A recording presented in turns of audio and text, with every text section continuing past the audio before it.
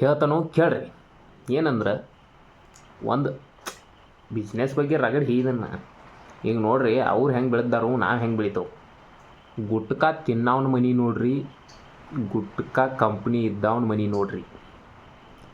ಗೊತ್ತಾತು.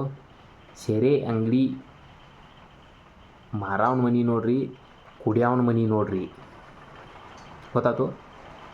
ಹಂಗೆ ಒಂದು ಏನೋ ತೊಗೋಬೇಕಾದ್ರೂ ಆ ಮಾರವನ ಮನೆ ನೋಡ್ರಿ, ತೊಗೊಳವನ ಮನೆ ನೋಡ್ರಿ, ಹೆಂಗಿರ್ತೈತಿ. ಅದ ಕಾಂಬಿನೇಷನ್. ಆ ರೈತ ಅವನ ಬೆಳೆ ತೊಗೊಳವನ ಮನೆ ನೋಡ್ರಿ, ಈ ರೈತನ ಮನೆ ನೋಡ್ರಿ. ಅಂದರೆ ಡಿಫರೆನ್ಸ್ ಇಷ್ಟ. ಹಾಳಾಗೋರು ನಾವು, ಆದ್ರೆ ಅದಕ್ಕೆ ರೊಕ್ಕ ಕೊಟ್ಟು ಹಾಳಾಗೋದಾಗೈತಿ. ಗೊತ್ತಾತು. ಗುಟ್ಕಾ ಆಗಲಿ, ಸೆರೆ ಆಗಲಿ, ಸಿಗರೇಟ್ ರೆಡಿ ಮಾಡೋವನ ಮನೆ ನೋಡ್ರಿ, ನಮ್ಮ ಮನೆಗಳು ನೋಡ್ರಿ. ನಾನು ಗುಟ್ಕಾ ತಿನ್ನೋವನ, ಎಲ್ಲ ತಲೆ ಬಿದ್ದಿದ್ದವನ.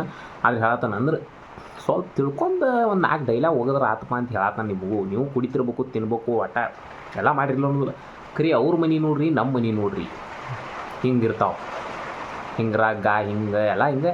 ಅದಕ್ಕೆ ನಾವು ವಿಡಿಯೋ ಕೂಡ ಹಿಂಗೆ ಮಾಡಿಬಿಡ್ತಾನೆ. ಏನು ಬ್ಯಾಕ್ಗ್ರೌಂಡ್ ಬ್ಯಾಡಪ್ಪ ನಮಗೆ. ಒಟ್ಟು ನೋಡಿ ಒಂದು 4 ಮಂದಿ ಈ ಅಡಿಸಿ ಮಗ ಹೇಳಿದ್ರಾಗ ಒಂದು ಏನೋ ಐತಪ್ಪ ಅಂತ ಅಂದವ್ರು ಒಂದು ಇಬ್ಬರು ಇದ್ರೆ ಸಾಕು. ಅಡಿಸಿ ಮಗ ನಮ್ಮ ಗತಿನ ಮಾತಾಡ್ತಾನೆ ನೋಡಪ್ಪ ಅಂತ ನಾವು ಒಂದು ವಿಡಿಯೋ ನೋಡಿದ ಅಂತಿರ್ತವ.